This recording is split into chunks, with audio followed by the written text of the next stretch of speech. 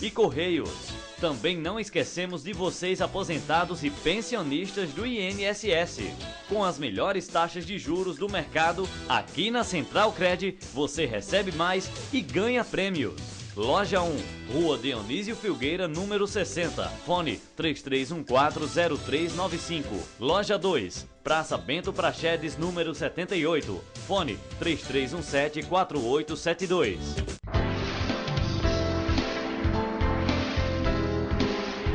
Presente no coração da gente. TV Mossoró, a nossa TV.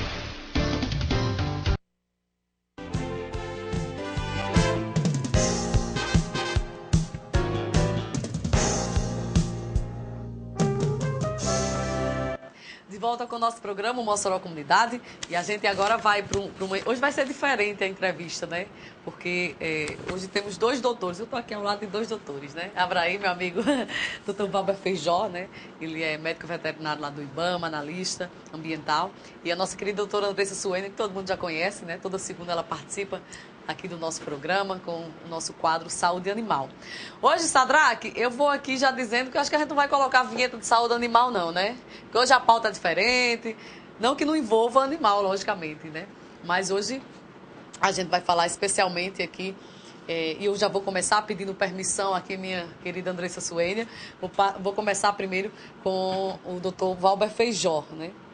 Já enviaram perguntas, mas você também pode participar. Liga 3316-2270. Tem dúvidas? Você liga aí 3316-2270 ou acessa, tá no computador, acessa mossorocomunidade@hotmail.com, tá bom? Eu vou começar aqui com o meu doutor Valber Feijó e desde já agradecer aqui a presença. E a pergunta vai ser o seguinte: qual é a diferença, doutor Valber, pode ligar, tá ligado, o microfone dele tá ligado.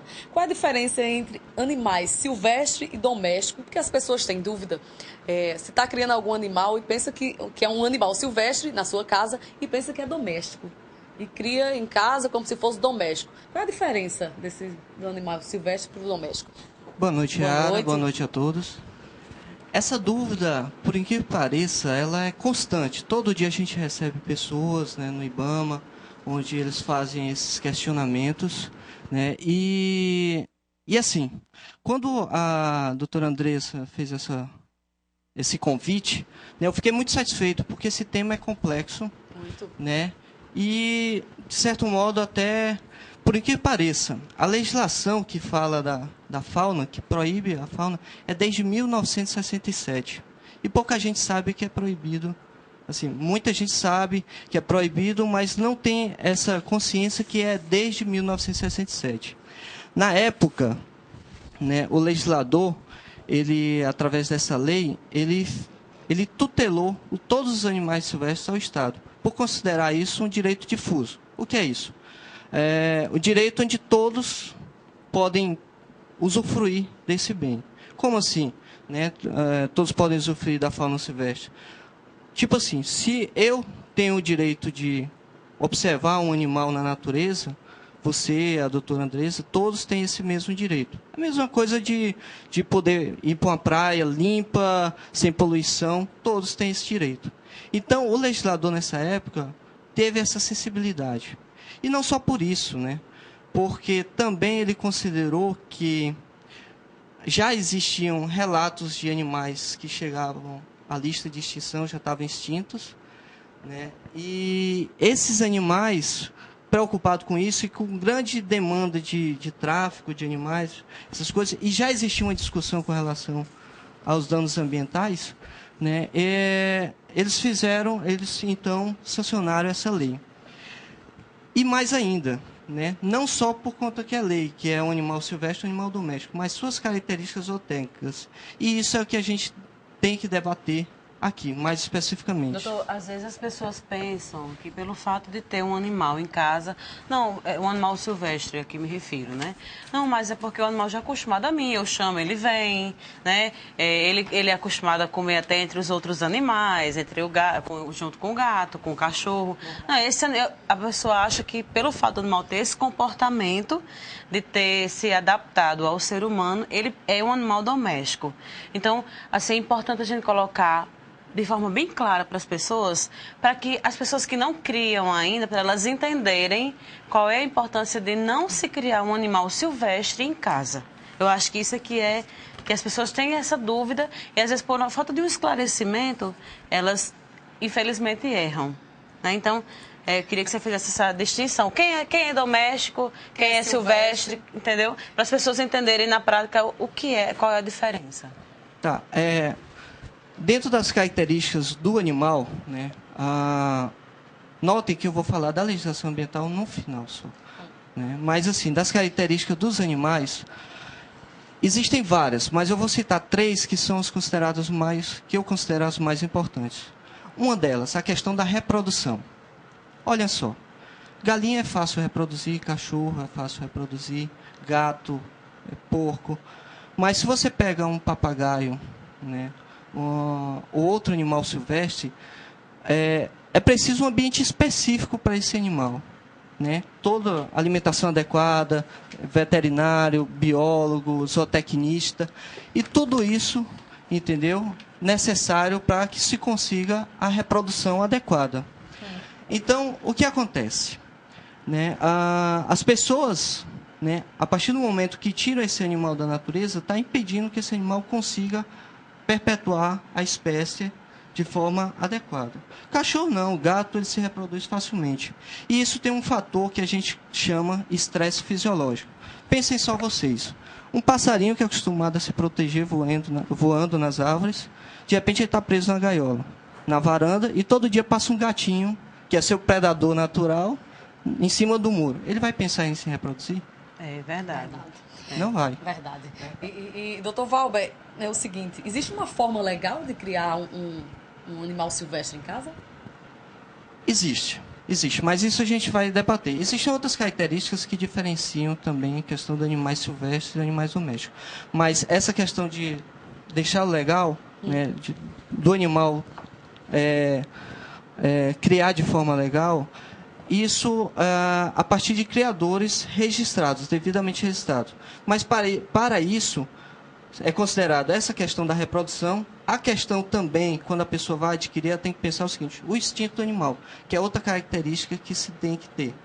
O animal silvestre, cachorro, gato, ele tem um instinto, mas é um instinto doméstico. O silvestre não. Pensem só vocês, um macaco, às vezes a pessoa pega um macaquinho, um prego, novinho, bonitinho, né? Ele é, assim, termina comprando do tráfico ou tirando da natureza.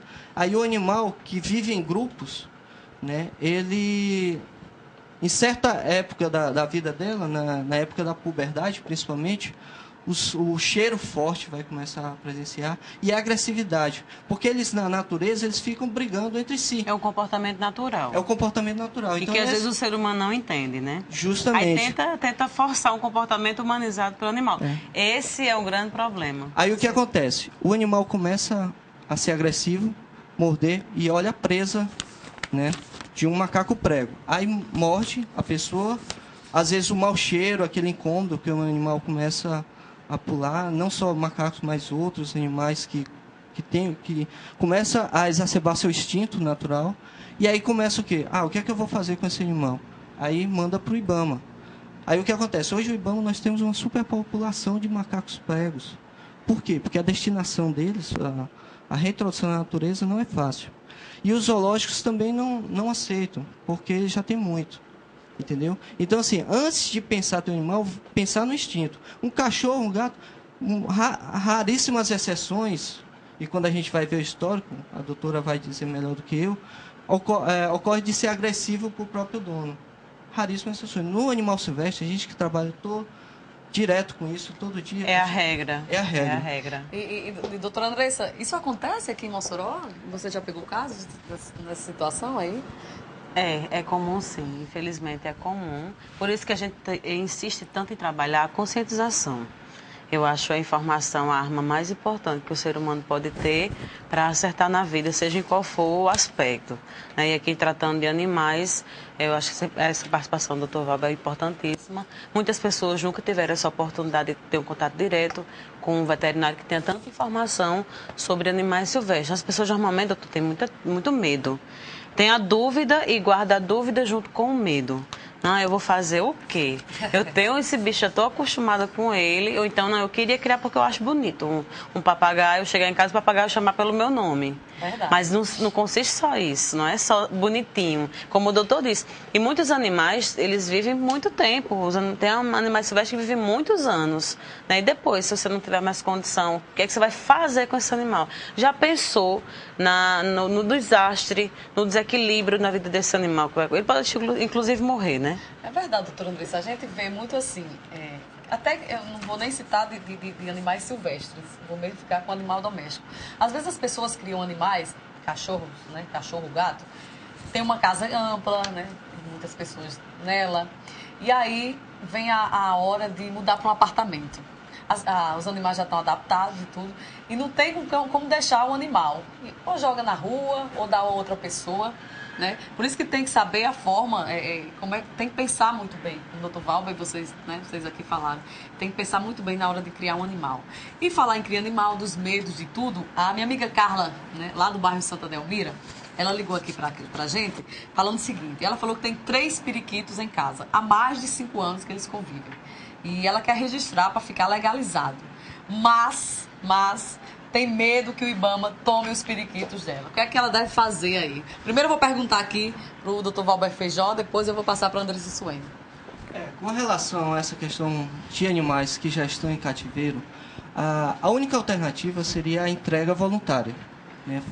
Fazer a entrega voluntária desses animais ao IBAMA, e a IBAMA vai fazer o procedimento de reintrodução desses animais na natureza, que é o devido local deles.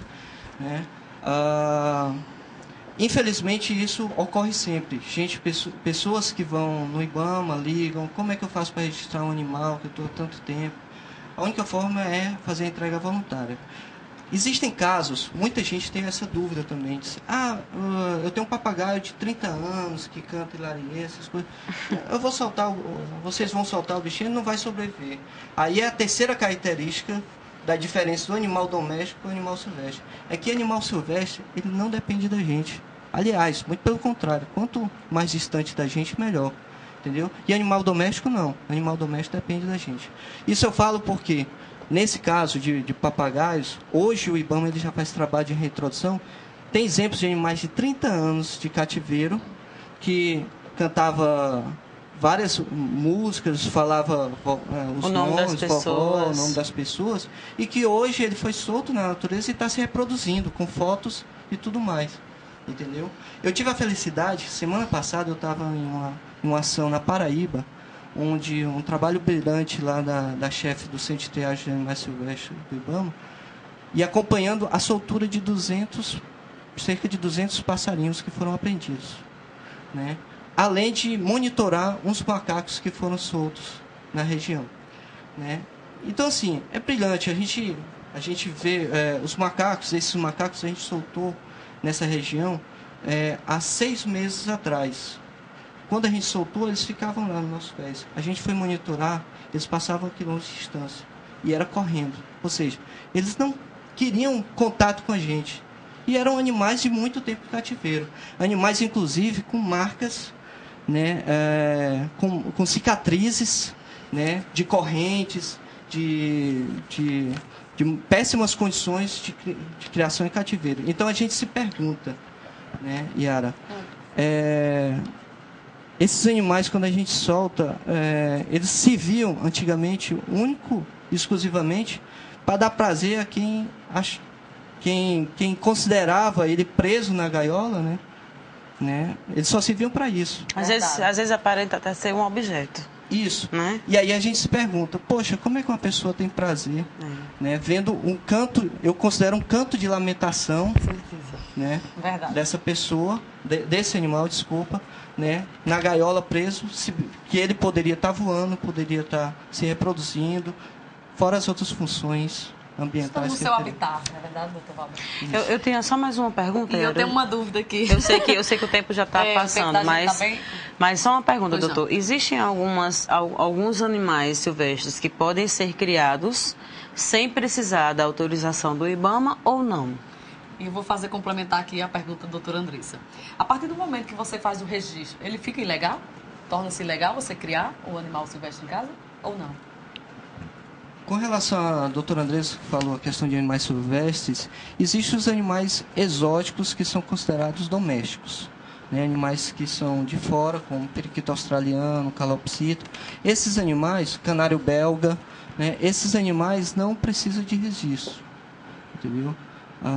É tanto que é vendido em pet shoppings e isso aí, porque já são considerados animais domésticos. Se reproduzem fácil, tem a dependência do ser humano. Todas essas. Essa lista de animais a gente pode encontrar no site do IBAMA. Sim, sim.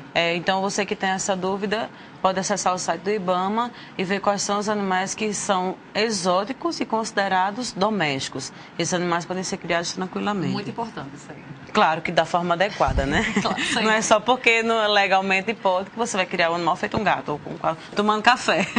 Aí não pode. Aqui, Andressa, bem rapidinho, minha última pergunta, em relação à questão da penalidade, para quem possui um animal silvestre em casa. Qual é a penalidade?